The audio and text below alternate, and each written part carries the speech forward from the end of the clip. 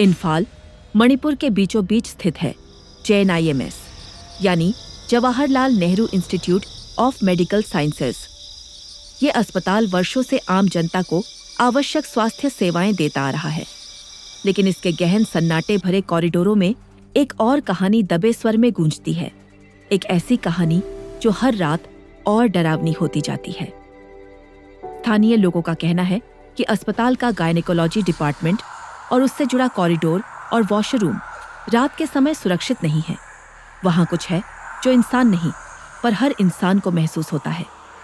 अनंता, एक युवा नर्स, ने हाल ही में JNIMS में नाइट ड्यूटी ज्वाइन की थी। उसकी पहली ड्यूटी थी गायनेकोलॉजी डिपार्टमेंट में एक गंभीर केस की देखरेख करना। रात के लगभग 2 बजे थे जब अनंता पेशेंट के चार्ट भर रही थी। तभी उसे कॉरिडोर से किसी औरत के रोने की आवाज सुनाई दी। उसने सोचा, इतनी रात को कोई क्यों रो रहा है? उत्सुकता में वह बाहर निकली और कॉरिडोर की ओर बढ़ी। आवाज गूंज रही थी, लेकिन कोई दिखाई नहीं दे रहा था।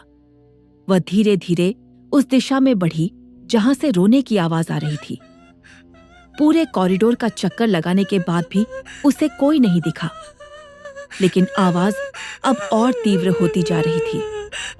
जैसे ही अनंता पलटी कि पेशेंट रूम में लौट जाए, उसे अपने पीछे किसी के खड़े होने का एहसास हुआ। रोंगटे खड़े हो गए उसके शरीर पर। तभी कॉरिडोर की लाइट्स फ्लिकर करने लगी और अगले ही पल सब शांत। जब उसने फिर से पीछे देखा तो एक औरत पेशेंट गाउन में दीवार के पास बैठी थी। उसके बाल बिखरे हुए थे, शरीर खून से सना हुआ, और वह दीवार को नाखूनों से खुरचते हुए रो रही थी। मेरे साथ गलत हुआ, तुम सब ने मुझे मार डाला। अनंता की सांसें थम गई। वह जैसे जड़ हो गई थी। उस औरत की आंखों में क्रोध, पीड़ा और बदले की आग थी। अचानक वह औरत मुड़ी। उसके हाथ में एक मरा हुआ नवजात बच्चा था। वो औरत अब अनंता की ओर बढ़ रही थी। धीरे धीरे लहूलुहान पैरों से हर कदम के साथ कहती, तुम सब ने मुझसे मेरा बच्चा छीना। डर के मारे अनंता की आवाज तक नहीं निकल रही थी। किसी तरह उसने खुद को जब्त किया और दौड़कर वॉशरूम में जाकर दरवाजा बंद कर लिया। कांपते हाथों से उसने जेब में फोन तलाशा, पर उसका फोन तो डिपार्टमेंट में ही छूट गया था।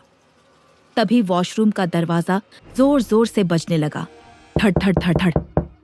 अनंता ने खुद को शीशे के सामने पाया, और जब उसने शीशे में देखा, वो औरत ठीक उसके पीछे खड़ी थी। वो चीख पड़ी और पलटी, पर वहां कुछ नहीं था। अनंता जानती थी कि बाकी नर्सें ऊपर वाले फ्लोर पर थीं, लेकिन वहां जाने के लिए उसी कॉरिडोर से होकर जाना था। उसने खुद को तैयार किया और दौड़ लगा दी, लेकिन रास्ते में उसका पैर किसी चीज से टकराया और वो गिर पड़ी।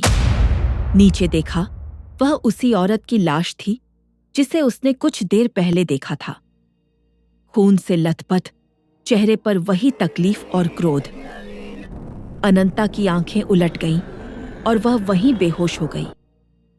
जब अनंता की आंख खुली तो वह खुद अस्पताल के एक कमरे में पेशेंट बनी पड़ी थी। हाथ में ड्रिप लगी थी, सिर के पास नर्सिंग स्टाफ खड़ा था। एक सीनियर नर्स ने उसके पास आकर धीरे से कहा, तुम जो देख रही थी वो सब तुम्हारा वहम नहीं था। उसका नाम सयाना था। 20 साल पहले सयाना यहां अपने अंतिम प्रेगनेंसी वीक में भर्ती हुई थी। डिलीवरी के दौरान जटिलताएं बढ़ गईं और डॉक्टर्स ने उसके परिवार से कहा, मां को बचाएं या बच्चे को। परिवार ने बच्चे को बचाने का फैसला किया, लेकिन नियति को कुछ और मंजूर था। ऑपरेशन फेल हो गया और सयाना और उसका बच्चा दोनों की मौत हो गई। कुछ हफ्तों बाद सयाना के पति के घर में आग लग गई और पूरा परिवार जलकर खाक हो गया। तब से कहते हैं, सयाना की आत्मा गायनेकोलॉजी डिपार्टमेंट में भटकती रहती है, अपने बच्चे को खोजती, बदले की आग में जलती हुई। अनंता ने कुछ दिन बाद अपनी नौकरी छोड़ दी। इतना ही नहीं, उसने फिर कभी किसी भी अस्पताल में नाइट शिफ्ट करना बंद कर दिया। वो एक साधारण नर्स थी जो सिर्फ एक मरीज की देखभाल कर रही थी, पर एक रात ने उसकी जिंदगी हमेशा के लिए बदल दी।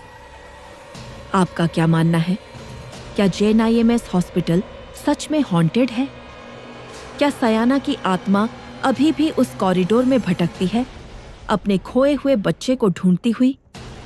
या ये सब केवल अफवाहें हैं जो समय के साथ भयानक हकीकत बन गई? हमें बताएं अपनी राय। और अगर आपको ये कहानी पसंद आई हो तो हमारे चैनल दादी माँ की कहानी को सब्सक्राइब करना न भूलें। हम लाते हैं सच्ची घटनाओं से प्रेरित, डरावनी, रहस्यमयी और दिल को छू लेने वाली कहानियां